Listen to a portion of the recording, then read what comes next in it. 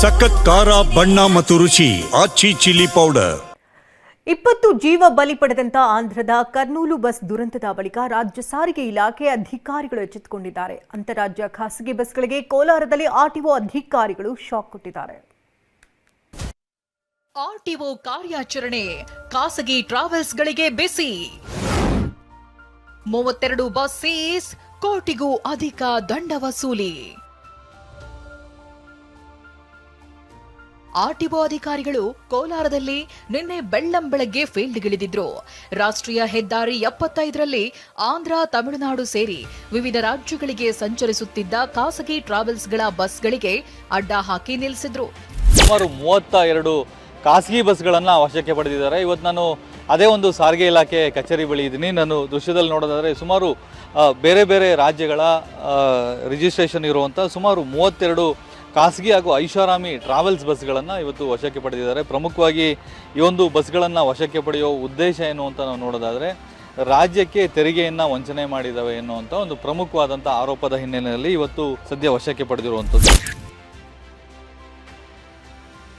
ಅಂದ್ಹಾಗೆ ರಾಜ್ಯದ ತೆರಿಗೆ ಪಾವತಿಸದೇ ಇರೋದು, ಸುರಕ್ಷತಾ ಸಾಧನಗಳ ಕೊರತೆ, ಎಫ್ಸಿ ಇಲ್ಲದಿರುವುದು, ತುರ್ತು ನಿರ್ಗಮ ದ್ವಾರಗಳು ಇಲ್ಲದೇ ಇರೋದು ಸೇರಿ ಬಸ್ಗಳ ಪರವಾನಗಿ ಇರದೆ ನಿಯಮ ಉಲ್ಲಂಘಿಸಿರುವುದು ದಾಳಿ ವೇಳೆ ಕಂಡುಬಂದವು.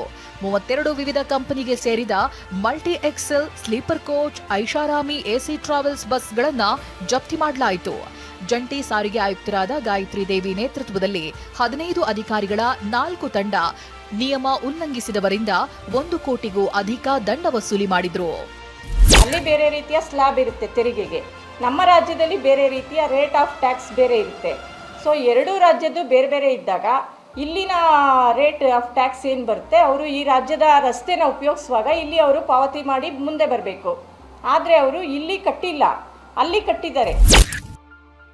ಆರ್ಟಿಒ ಪರಿಶೀಲನೆ ವೇಳೆ ಸಾಕಷ್ಟು ಲೋಪಗಳು ಕಂಡುಬಂದವು.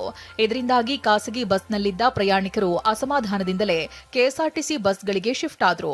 ಮತ್ತೊಂದೆಡೆ ಅಧಿಕಾರಿಗಳ ದಾಳಿಗೆ ಖಾಸಗಿ ಟ್ರಾವೆಲ್ಸ್ ಕಿಡಿಕಾರಿವೆ. ದಾಳಿ ಪ್ರಶ್ನಿಸಿ ಕೋರ್ಟ್ ಮೆಟ್ಟಿಲೇರುವುದಾಗಿ ಹೇಳಿದ್ದಾರೆ.